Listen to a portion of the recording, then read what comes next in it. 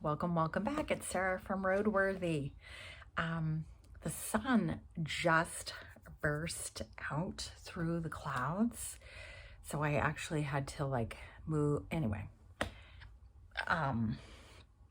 So redoing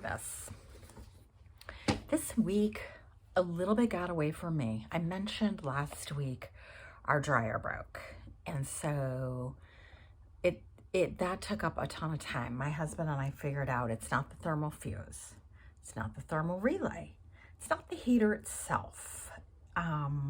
So it came down to it was the control board, and we decided we were not scrounging the internet for a used control board for a 20-year-old dryer. So we just moved on to get a new dryer. So between that and then preparing for the holiday, I went to Costco yesterday, which was just, I was taking my life in my hands. I almost got hit by a car in the parking lot like 3 times. And I'm just like, oh. Anyway, so I didn't film when I normally do. So this is a little late, but whatever, I'm here. And I figured if I don't film now, it's not happening for another week. Anyway, so let me hop to it.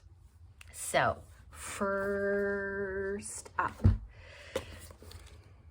Embers by Sandor Marai. I'm still pronouncing that wrong. Sandor Marai. I'm not pronouncing the last name right, but we're gonna just move forward. And this is translated by Carol Brown Janeway.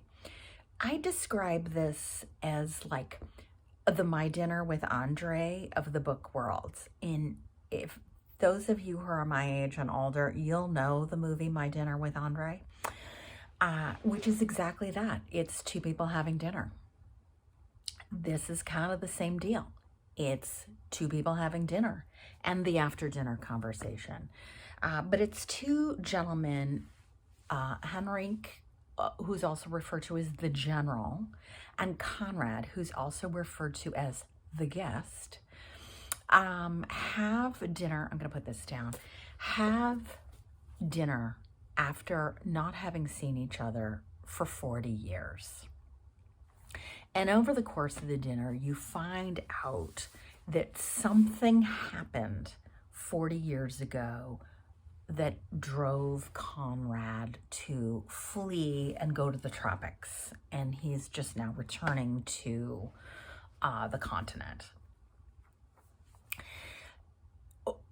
And this turns into a lot of the General's meditations on various topics. So again, sort of as it unfolds, you realize that the 2 of them and the General's wife, Christina, the 3 of them were very, very close. And Enrique is, landed gentry, a very privileged aristocrat. And Conrad and Christina are both, middle class.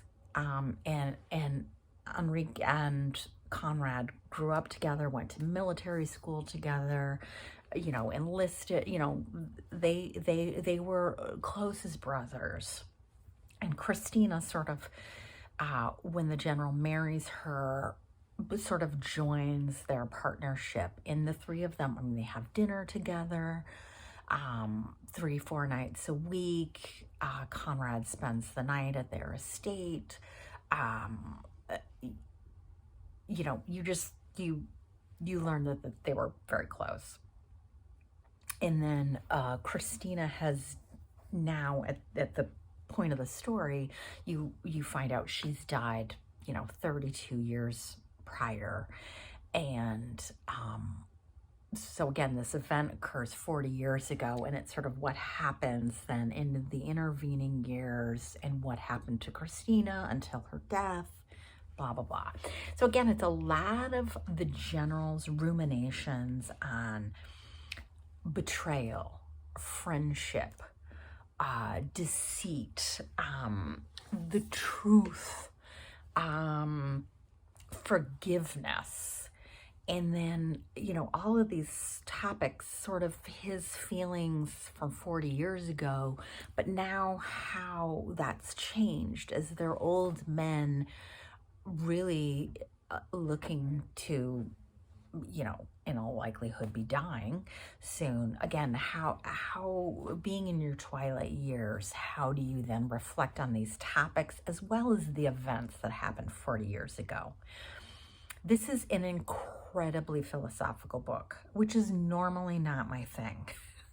But I was kind of gripped and intrigued.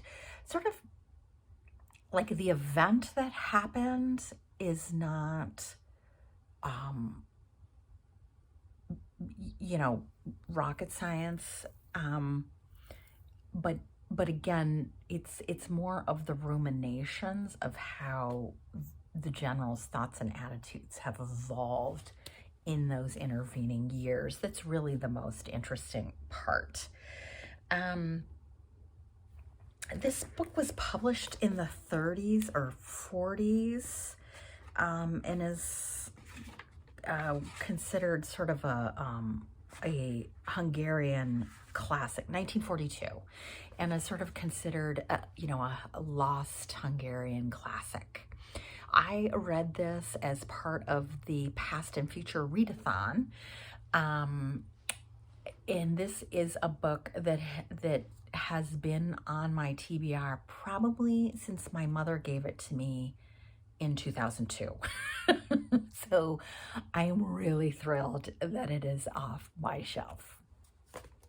And actually, I'm sort of glad that I waited to read it until now. Since so much of this is about how age changes your thoughts and feelings to past events, I think if I had read it 20 years ago, I would not have enjoyed it. And partly because it's a lot more literary than I think my tastes were at that time, and just, again, very philosophical. But also, I don't think I had enough life experience to appreciate how your thoughts and feelings change and evolve over time. So I feel like this is a good, you got to be older to read this one. Then while I was reading that, I was listening to Happiness Falls by Angie Kim. This book is about a Korean American family, and the dad and the youngest child, Eugene, who is disabled with a genetic disorder, Engelmann syndrome.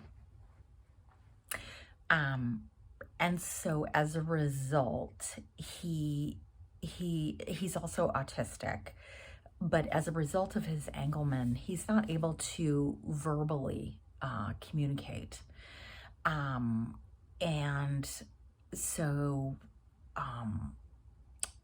when he returns alone and the father is missing, Eugene is not able to communicate to anybody what happened. And so it's very crime thrillery in the sense that you then start to get a police investigation, what happened to the dad, right? And you see that investigation unfold. And to me, that part of it is the least interesting part of the story. Really, a lot of the story is about Eugene and the family's relationships to Eugene. Because he was present when the father disappeared, there is some suspicion of, did he actually do something to lead to the accidental death of their father? And so you see them wanting to know, is this what happened to dad, versus we need to protect Eugene from the police you know, it's just, it turns into a very interesting dynamic, and a lot about Eugene's disability and how, you know, what ethics, what morality, how much is he aware of his own actions. Very, very interesting. So I also read Angie Kim's debut, Miracle Creek, when that book came out. And I think both books are very heavily involved, are very heavily explore disability and how that intersects with family dynamics and sort of the definition of disability and sort of the lengths that people go to try and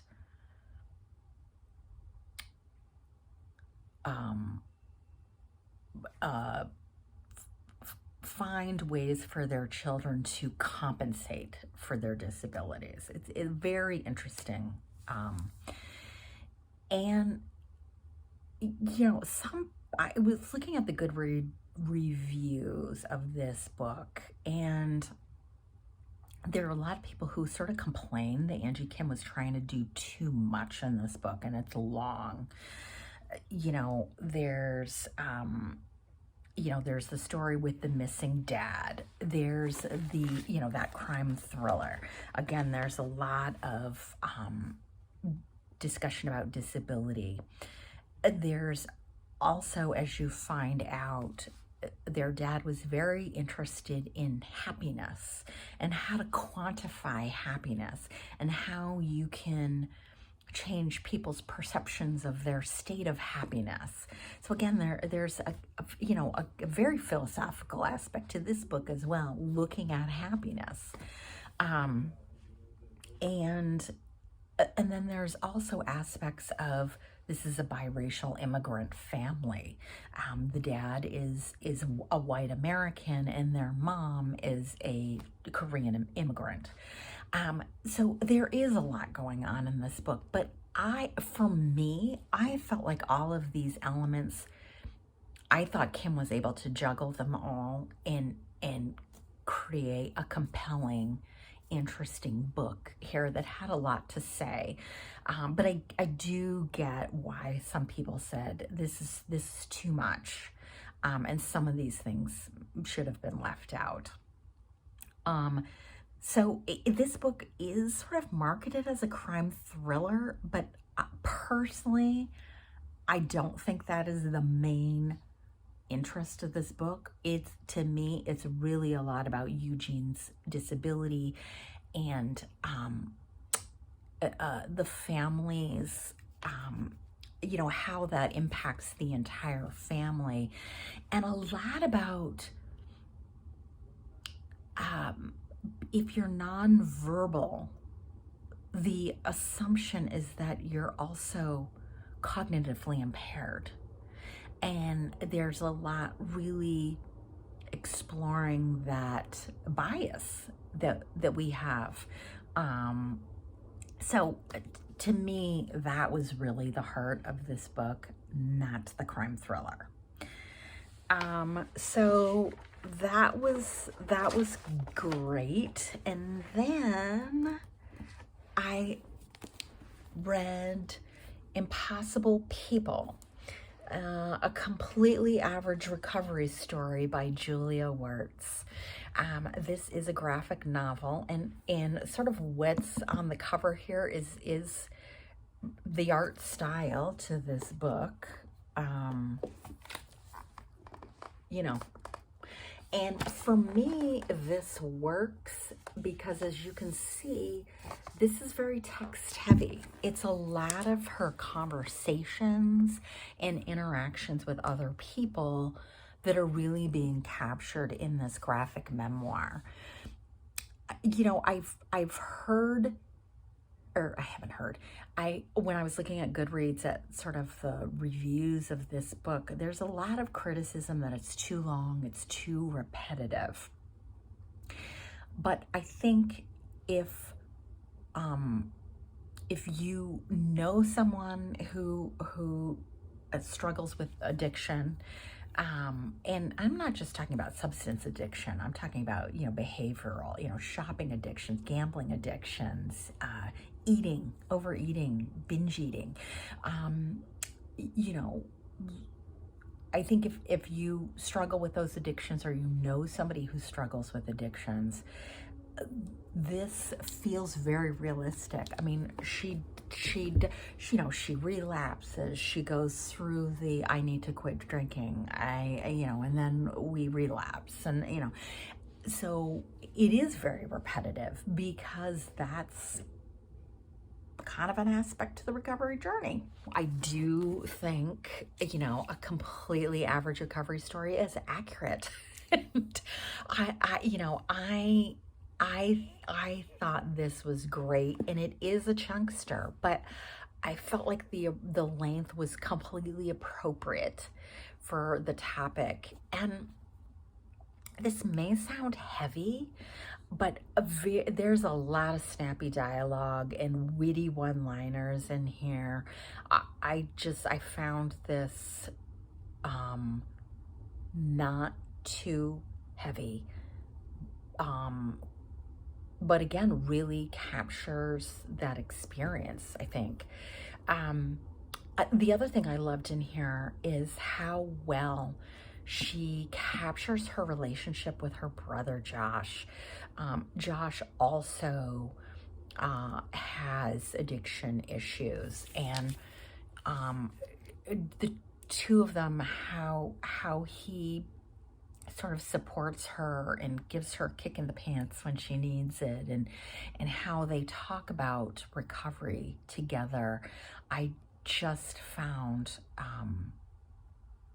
I just found it moving, and anyway, I really loved her portrayal of their relationship and capturing that relationship. I thought that was great.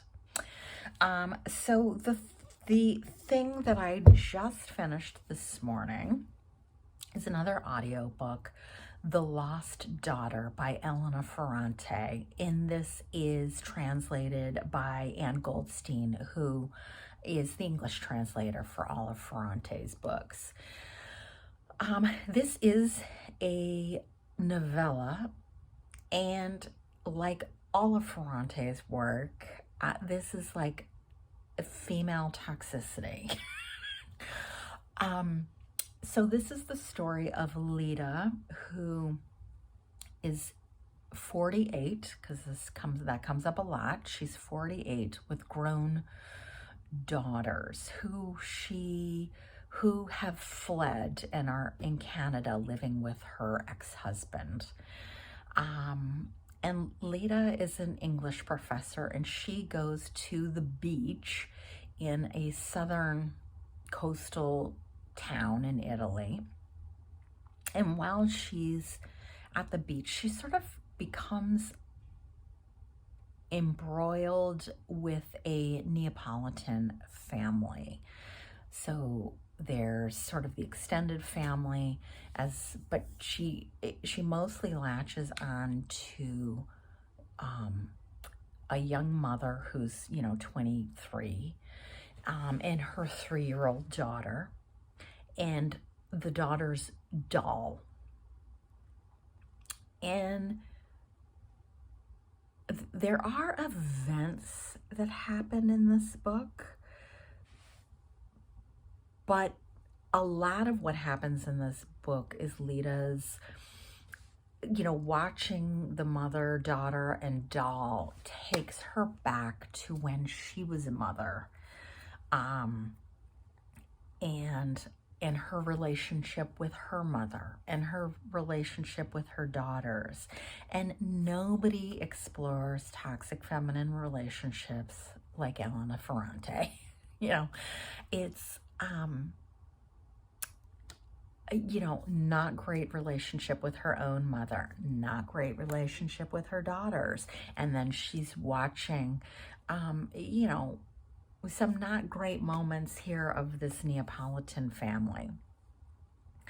And a lot of it is just Lita's introspection, and you sort of see her grappling with, maybe she's not as smart and accomplished as she wants to be, and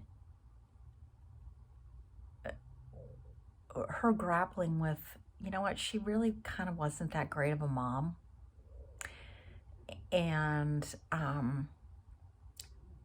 there's stuff with like competitive momminess, you know, the two moms get together with their kids and there does become like, I'm a better mom than you, my kids are better behaved than your kids, you know, there is, you know, that's touched on.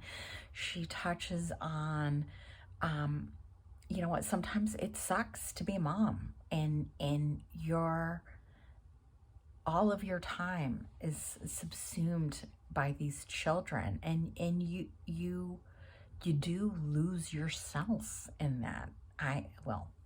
Maybe I'm speaking for myself, and but you know, I felt like there were years there where I wasn't pursuing my own interests. I wasn't growing as a person. I just felt very stagnant.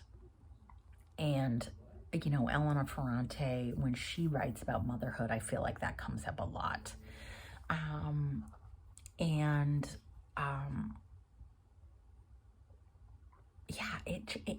There is like and I think she's just brutally honest about motherhood, and sometimes it sucks, and sometimes we don't want to be mothers, and you know, it's not all roses and sunshine and unicorns, you know, it's hard, and like it sucks, and we don't all want to be mothers, and sometimes you just wish you could walk away. And Ferrante dives into all of that kind of stuff.